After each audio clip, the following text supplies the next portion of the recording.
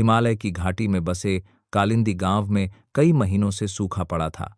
नदियां सूख चुकी थीं, खेत फट चुके थे और पशु पक्षी भी प्यास से तड़प रहे थे। गांव का हर इंसान निराश था। बस एक युवक था, वेद, जो रोज सुबह पहाड़ी के किनारे बने प्राचीन शिव मंदिर में जाता और चुपचाप जल अर्पित करता, जबकि मंदिर के बाहर की धरती भी सूख चुकी थी। गांव वाले उस पर हंसते थे, कहते, तू पागल है वेद। महादेव अब सुनते नहीं, लेकिन वेद सिर्फ एक बात कहता, भोलेनाथ कभी भक्त की पुकार अनसुनी नहीं करते। एक शाम जब पूरा गांव निराशा में डूबा था, वेद ने प्रण लिया कि आज वह तब तक मंदिर में बैठेगा जब तक उसकी पुकार महादेव तक पहुंच न जाए। वो मंदिर में बैठकर घंटों तक ख नमः शिवाय का जाप करता रहा। रात गहरी होती गई, ठंडी हवा चलने लगी, जलता हुआ दीपक भी कांपने लगा, पर वेद का मन अटूट रहा। अचानक मंदिर के अंदर एक तेज प्रकाश फैला, जैसे चंद्रमा की किरणें स्वयं भीतर उतर आई हों।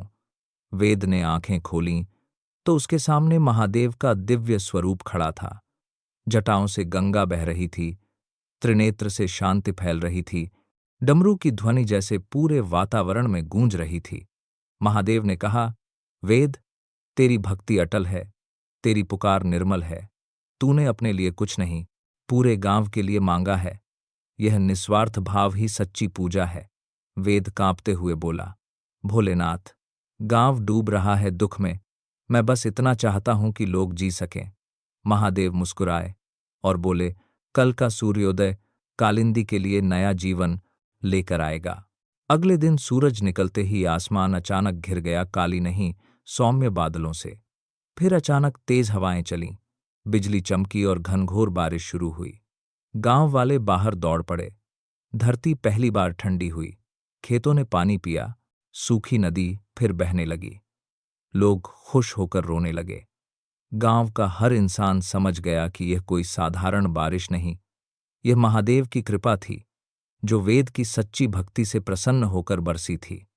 गांव ने वेद को महादेव का पुत्र कहना शुरू कर दिया, पर वेद ने कहा, मैं कुछ नहीं, सब महादेव की महिमा है।